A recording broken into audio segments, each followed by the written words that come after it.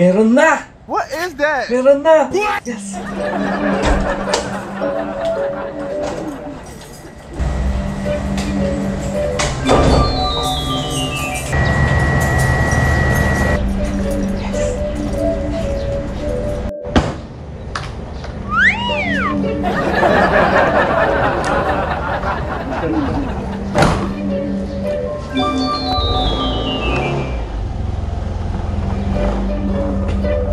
Ay, meron na ang aking parcel!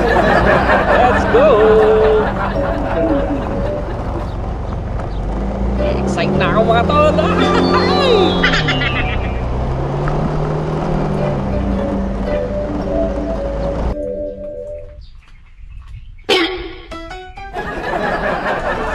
Yan, bago tayo mag-unboxing mga tol ay gusto ko lang sabihin na Lord, thank you sa blessings. So, meron tayong ditong parcel. Ang laman nito ay GoPro Hero 12. So, i-unbox na natin. Dali. Ayan, so mag-start na tayo mag-unbox. Bali, itong order ka na to mga tol ay galing to kay Altitude Digital. Ayan, so sa kanya ako nag-order ng GoPro Hero 12 natin. So, tara, unbox na natin.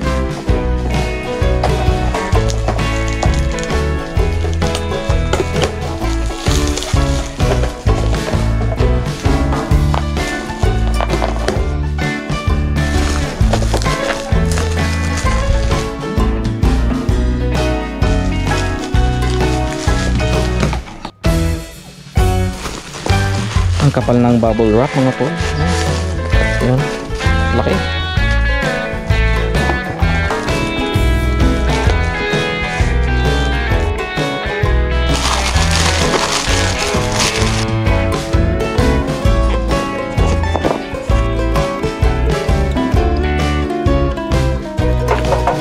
Ayan, nakikita ko na mga tol.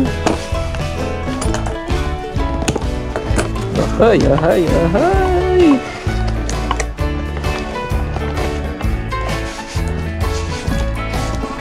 Yay! Hi. Hi. Papa. So, meron silang ito, delivery receipt. Galing kay basta yan. So, may receipt. And then ito na mismong box ng GoPro Hero 12. Okay. So, meron siyang tanggalan dito. Ayan o. Oops. Dahan-dahan lang.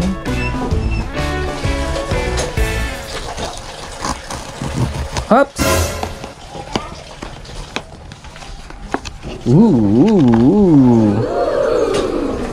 Uy. Ano to? Itlog? Joke lang. Ayan.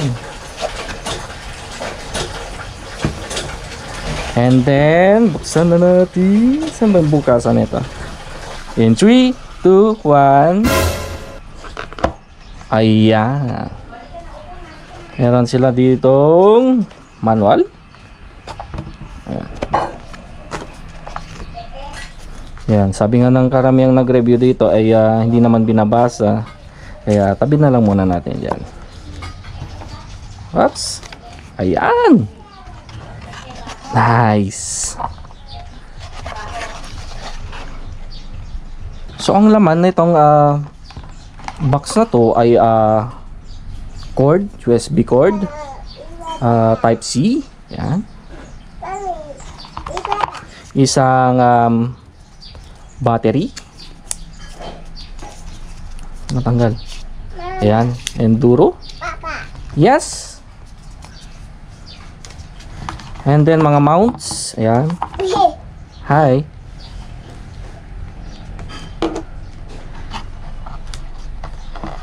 And then itong mismong GoPro.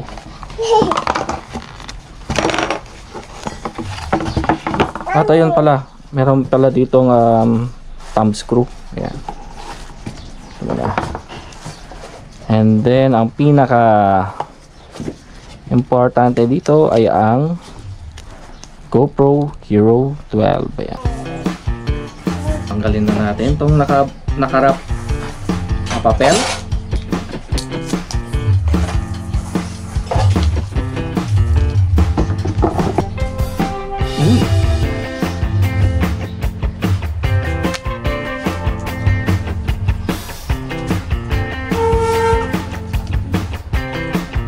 Then we have GoPro Hero 12. Ang maganda dito sa GoPro Hero 12 mga tol ay meron na siyang dito tawag dito yung bilog tripod mount, and then itong GoPro Hero mount talaga ito. Ewan ko kung anong tawag dito mga tol. Basta yun. Dito sa gamit kong GoPro Hero 7 kasi wala siyang ganito. Ayan. From Hero 9 to Hero 12, ayan, meron silang ganito. Isang battery. Lagyan natin yung battery. And so, open na natin yung battery compartment. Ano ba i-open to? Hindi ko ma-open mga tol. Ayun. Siyempre, for the first time, mahirap siya talagang open. Virgin garod, virgin ako na. So, lagyan na natin ito. Paano ba? Ayan, pag ganyan.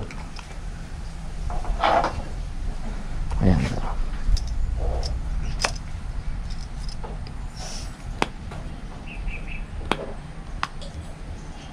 Ayan, so open na natin. Power. Ayan, nag-record. Ayan, nag-open na. English. Ayan. So, ayan mga tol. Nag-boot na siya. And then, I think kailangan nito ng update mga tol. So, magda-download na tayo ng GoQuick app sa Play Store. So, ayun mga tol, kailangan pa nating i-update ito GoPro Hero 12 natin. So i-charge muna natin, and ito ang magiging bago nating kasama sa ating pagbablog. Yan, so hanggang dito na lang muna ang aking maikling vlog.